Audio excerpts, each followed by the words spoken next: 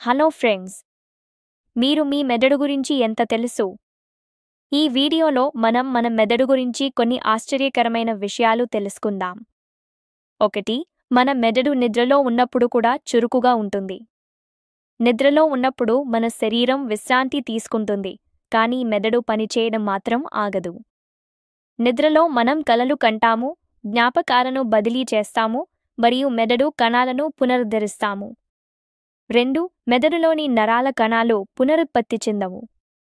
నరాల కణాలు మన శరీరంలో అత్యంత ముఖ్యమైన కణాలు. అవి సమాచారాన్ని ఒక చోట నుండి మరొక చోటుకు తీసుకెళ్తాయి. అయితే ఈ కణాలు నాశనమైతే అవి తిరిగి పునరుత్పత్తి చెందవు. అందుకే మెదడు గాయాల తర్వాత పూర్తిగా కోలుకోవడం చాలా కష్టం.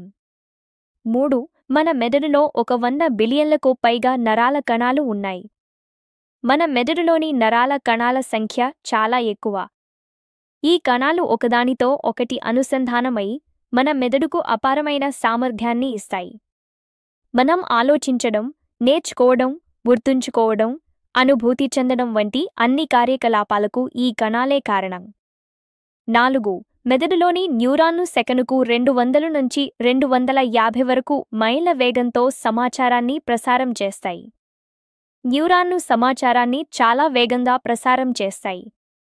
ఇది మనం చుట్టూ ఉన్న ప్రపంచాన్ని త్వరగా గ్రహించడానికి మరియు ప్రతిస్పందించడానికి సహాయపడుతుంది.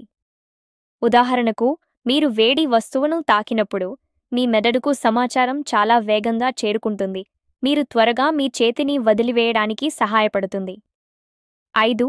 మన మెదడులోని గ్రే మ్యాటర్ మన బుద్ధిశక్తికి కారణం. గ్రే మ్యాటర్ మెదడులోని బయటి పొర. ఇది నరాల కణాల శరీరాలు మరియు డెండ్రైట్లతో కూడి ఉంటుంది. గ్రే మ్యాటర్ మన ఆలోచనలు, భావోద్వేగాలు, జ్ఞాపకశక్తి మరియు ఇతర అనేక మానసిక విధులకు కారణం. 6. మన మెదడులోని వైట్ మ్యాటర్ సమాచారాన్ని ప్రసారం చేయడానికి సహాయపడుతుంది. వైట్ మ్యాటర్ మెదడులోని లోపలి భాగం. ఇది నరాల కణాల యొక్క అక్షోన్లతో కూడి ఉంటుంది. అక్షోన్లు సమాచారాన్ని ఒక నరాల కణం నుండి మరొక నరాల కణానికి తీసుకెళ్తాయి. అందుకే వైట్ మ్యాటర్ సమాచార ప్రసారానికి చాలా ముఖ్యమైనది. 7. మన మెదడులోని హిప్పోకాంపస్ అనే భాగం జ్ఞాపకశక్తికి కీలకం. హిప్పోకాంపస్ మెదడులోని చిన్న భాగం. ఇది కొత్త జ్ఞాపకాలను ఏర్పరచడానికి మరియు గుర్తుంచుకోవడానికి చాలా ముఖ్యమైనది. హిప్పోకాంపస్ దెబ్బతిన్నవారు కొత్త జ్ఞాపకాలను ఏర్పరచలేరు.